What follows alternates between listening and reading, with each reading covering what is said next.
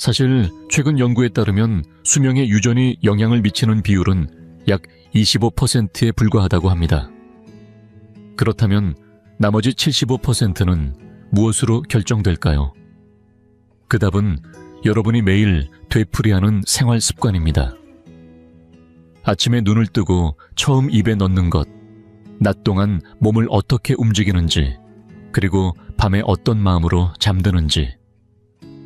이처럼 사소해 보이는 반복이 세포를 날마다 바꾸며 수명이라는 큰 결과를 좌우합니다. 그 영향은 결코 작지 않습니다. 정말로요. 오늘은 100살이 넘어도 활기차게 살아가는 분들, 이른바 장수인의 연구와 최신 노년의학의 관점을 바탕으로 장수체질 상위 5가지를 순위로 정리해드리겠습니다. 특히 네 번째로 소개할 걷기에 대해서는 이미 잘 알려진 건강법이라고 생각하시겠지만 실제로는 많은 분들이 방법을 잘못 알고 있습니다.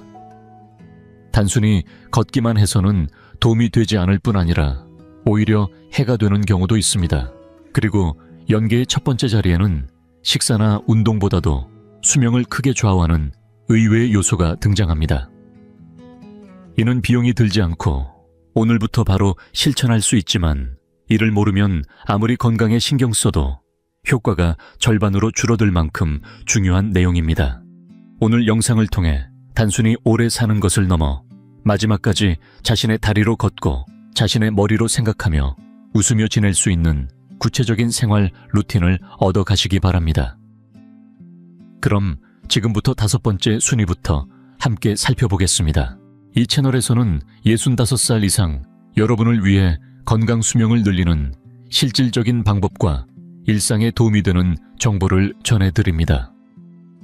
앞으로 이어질 최신 소식을 놓치지 않으시려면 바로 지금 이 순간에 채널 구독을 해두시길 권해드립니다. 장수체질 5번째는 바로 식사 습관입니다. 핵심은 장을 더럽히지 않는 식사를 꾸준히 하고 있다는 점입니다. 여러분은 건강을 생각하며 무엇을 먹어야 할지만 지나치게 신경 쓰고 있지는 않으신가요? 나토가 좋다, 등푸른 생선이 좋다라는 말을 들으면 그것만 계속 드시곤 합니다. 물론 그것도 충분히 좋은 선택입니다. 하지만 오래 건강하게 사는 분들의 장 상태를 살펴보면 공통된 특징이 하나 있습니다. 바로 배출하는 힘이 매우 강하다는 점입니다. 나이가 들수록 장의 움직임은 자연스럽게 둔해지고 변비가 생기거나 영양 흡수가 떨어지기 쉽습니다. 장이 더러워진 상태에서는 아무리 좋은 보충제를 먹어도 몸속에 흡수되지 못하고 그대로 지나가 버립니다. 더 심각한 문제는 장 안에 쌓인 노폐물이 썩어 유해물질이 되고 이것이 온몸을 돌며 혈관을 노화시킨다는 점입니다. 그렇다면 어떻게 해야 장을 더럽히지 않고 젊고 탄탄하게 유지할 수 있을까요? 마트에서 쉽게 구할 수 있는 가장 강력한 장수 식재료 3가지를 소개해드리겠습니다. 모두 일상 루틴에 부담 없이 넣을 수 있는 것들입니다. 첫 번째는 수용성 식이섬유입니다. 다소 어려운 말처럼 들리지만 쉽게 말해 끈적하고 미끄러운 식재료를 뜻합니다.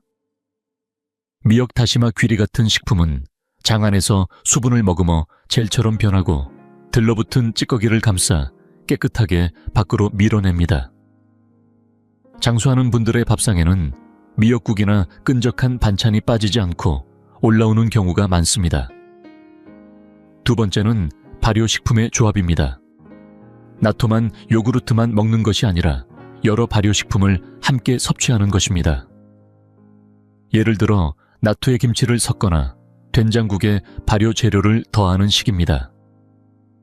균에도 궁합이 있어 다양한 균이 함께 들어올수록 장내 환경은 꽃밭처럼 풍성해집니다.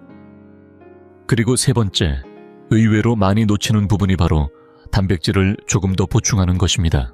나이가 들면 고기나 생선을 준비하는 것이 번거로워져 차나 밥 한 그릇으로 끼니를 때우거나 빵과 커피로 끝내는 경우가 늘어납니다.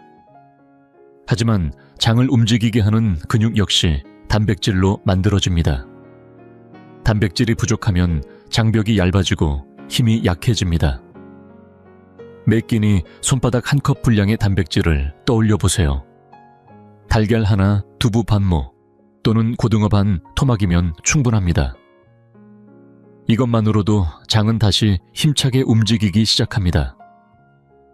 5번째, 장수 체질의 핵심은 특별한 음식을 찾는 것이 아니라 배출하는 힘을 키워 장을 깨끗하게 유지하는 식사 습관이었습니다.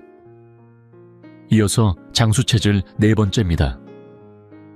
이 부분은 아마 여러분도 평소에 중요하다고 느끼고 계실 것입니다. 바로 매일 걷는 습관입니다. 하지만 여기에는 많은 분들이 놓치고 있는 큰 함정이 숨어 있습니다. 제가 서울 동네를 걷다 보면 미간을 잔뜩 찌푸린 채 숨을 몰아쉬며 필사적으로 걷기 운동을 하는 어르신들을 종종 보게 됩니다. 혹은 만보계를 보며 아직 5,000보밖에 안 됐네. 오늘은 10,000보를 채워야지 하면서 이미 지친 몸을 억지로 움직이는 분들도 계십니다. 분명히 말씀드리겠습니다. 건강한 노후를 위해 무리해서 하루 10,000보를 채울 필요는 없습니다. 최근 연구에 따르면 1흔을 넘긴 이후에는 하루 4,000보에서 7,000보 정도만 걸어도 충분한 건강 효과를 얻을 수 있다는 사실이 밝혀졌습니다. 오히려 과도한 보행은 무릎과 허리 관절을 상하게 하고 노화를 촉진하는 활성산소를 몸 안에 늘릴 위험까지 있습니다. 오래 건강한 분들은 걷기를 운동으로 여기기보다 삶의 일부로 자연스럽게 즐깁니다. 여기서 장을 보러 가는 길에 실천할 수 있는 특별한 저축 방법을 하나 알려드리겠습니다. 돈을 모으는 저축이 아니라 근육을 쌓는 저축입니다. 방법은 아주 간단합니다. 보폭을 평소보다 5cm만 넓히는 것입니다. 산책을 하거나 마트에 갈 때 조금만 더 크게 다리를 내딛어 보세요. 발 뒤꿈치가 먼저 닿고 앞쪽으로 밀어내는 느낌을 떠올리면 됩니다. 보폭이 넓어지면 자연스럽게 허리가 펴지고 허벅지 뒤쪽과 엉덩이에 큰 근육이 사용됩니다. 평소에는 잘 쓰이지 않던 근육들이 이 작은 변화로 자극을 받아 효율적으로 유지됩니다. 여기에 하나 더 중요한 점이 있습니다. 걸으면서 계절을 느끼는 것입니다. 길가에 작은 꽃이 피었네. 오늘 바람이 참 시원하네. 하늘이 참 맑구나 하고 오감을 사용하며 걷는 순간 뇌의 여러 영역이 함께 자극을 받아 인지기능 유지에도 도움이 됩니다. 숫자를 채우기 위해 고개를 숙이고 걷는 것과 풍경을 즐기며 고개를 들고 걷는 것은 몸과 뇌에 미치는 효과가 완전히 다릅니다. 이제 상위 순위를 하나씩 살펴보겠습니다. 3번째로 중요한 장수 체질은 바로 아침 습관입니다. 이 습관이 잘 자리 잡혀 있는지 여부가 그날 하루의 컨디션을 좌우할 뿐만 아니라 장기적으로는 수명까지 크게 흔들어 놓습니다. 3번째 핵심은 아침에 눈을 뜨자마자 컵 한 잔에 따뜻한 물을 마시는 일입니다. 이 이야기를 들으면 고개를 갸웃하며 그냥 물 한 잔 아니냐고 생각하실지도 모릅니다. 하지만 이 한 잔의 따뜻한 물이 가진 힘은 웬만한 위장약보다도 훨씬 깊고 넓은 효과를 냅니다. 우리는 잠자는 동안에도 땀을 흘리며 수분을 잃고 그 양이 대략 컵 한 잔 정도에 이릅니다. 아침에 일어난 몸은 마치 바짝 마른 스펀지처럼 속이 텅 빈 상태가 되고 혈액 역시 끈적해지기 쉬워집니다. 심근경색이나 뇌졸중 같은 위험이 아침 시간대에 더 많이 발생하는 이유도 바로 여기에 있습니다. 그래서 차가운 물이 아니라 천과 가까운 따뜻한 물을 천천히 마시는 것이 중요합니다. 따뜻한 물이 식도를 지나 위로 부드럽게 내려가는 장면을 떠올려 보세요. 속이 서서히 데워지면서 잠들어 있던 장기들이 이제 아침이야 움직일 시간이야 하고 부드럽게 깨워지는 느낌이 듭니다. 이 과정에서 몸을 이완시키는 신경이 자연스럽게 활성화되고 하루 종일 흔들리기 쉬운 자율신경의 균형도 차분히 맞춰집니다. 실제로 오래도록 건강을 유지해 온 어르신들의 이야기를 들어보면 많은 분들이 이 습관을 특별한 노력 없이 생활 속에서 이어오고 있습니다. 아침에 일어나면 먼저 주전자에 물을 올리고 차를 우린 뒤 한 모금 마신다거나 집안의 작은 제단에 물을 올리며 스스로도 따뜻한 물을 마시는 것이 하루의 시작이라는 분들도 많습니다. 이런 소박한 반복이야말로 장수의 바탕이 됩니다. 방법은 생각보다 간단합니다. 전날 밤 주전자에 물을 담아두었다가 아침에 끓이고 끓기 시작하면 불을 줄여 잠시 더 둔 뒤 김이 잦아들 때까지 기다립니다. 입김을 불어가며 마실 수 있을 정도의 온도가 가장 좋습니다. 바쁜 날에는 전자레인지로 든 물도 괜찮습니다. 중요한 것은 뜨거움이 아니라 따뜻함이며 몸속을 서두르지 않고 적셔주는 것입니다. 창문을 조금 열어 신선한 공기를 들이고 따뜻한 물을 천천히 음미하며 오늘도 눈을 떴다는 사실에 고마움을 느껴보세요. 오늘도 무사히 하루를 보낼 수 있기를 스스로에게 빌어주는 이 한 잔은 그 어떤 고가의 관리보다 깊은 안티에이징이 됩니다. 내일 아침 눈을 뜨는 순간부터 꼭 한번 실천해 보시기 바랍니다. 두 번째로 중요한 장수 체질은 식사나 운동 못지않게, 아니 그 이상으로 중요하다고 할 수 있는 회복의 시간입니다. 바로 뇌를 깨끗이 씻어주는 깊고 질 좋은 잠입니다. 요즘 밤에 푹 주무시고 계신가요? 한밤중에 몇 번씩 깨거나 새벽같이 눈이 떠져 다시 잠들기 어려운 분들도 적지 않을 것입니다. 하지만 많은 분들이 모르는 사실이 하나 있습니다. 우리가 잠들어 있는 동안 뇌 속에서는 놀라운 정화 작업이 쉼없이 이루어지고 있다는 점입니다. 뇌 안을 흐르는 특수한 액체가 하루 동안 쌓인 노폐물을 씻어내리듯 흘려보내며 이른바 뇌의 쓰레기를 말끔히 정리해줍니다. 그 안에는 치매의 주요 원인 물질로 알려진 물질도 포함되어 있습니다. 다시 말해 깊은 잠을 잔다는 것은 단순한 휴식이 아니라 뇌 전체를 청소하고 기억력과 판단력을 지켜내는 가장 확실한 방법인 셈입니다. 여기서 꼭 짚고 넘어가야 할 점이 있습니다. 잠은 많이 자는 것이 능사가 아니라는 사실입니다. 나이가 들수록 활동량이 줄어드는 만큼 필요한 수면 시간 역시 자연스럽게 짧아집니다. 6시간이나 7시간을 채우지 못해도 낮 동안 심한 졸림이 없다면 크게 걱정할 필요는 없습니다. 진짜 중요한 것은 시간의 길이가 아니라 잠의 깊이입니다. 특히 잠들고 처음 맞이하는 약 1시간 반 이때 찾아오는 깊은 잠에서 뇌를 얼마나 충분히 쉬게 하느냐가 관건입니다. 이를 돕기 위해 오늘부터 바로 실천할 수 있는 밤의 작은 의식을 2가지 소개해 드리겠습니다. 첫 번째는 저녁 식사 후 조명을 낮추는 습관입니다. 우리 집 조명은 밤이 되어도 생각보다 너무 밝은 경우가 많습니다. 편의점처럼 하얗고 강한 빛은 뇌를 계속 깨워놓아 아직 낮이라고 착각하게 만듭니다. 식사가 끝나면 천장에 불을 끄고 스탠드나 간접 조명만 켜보세요.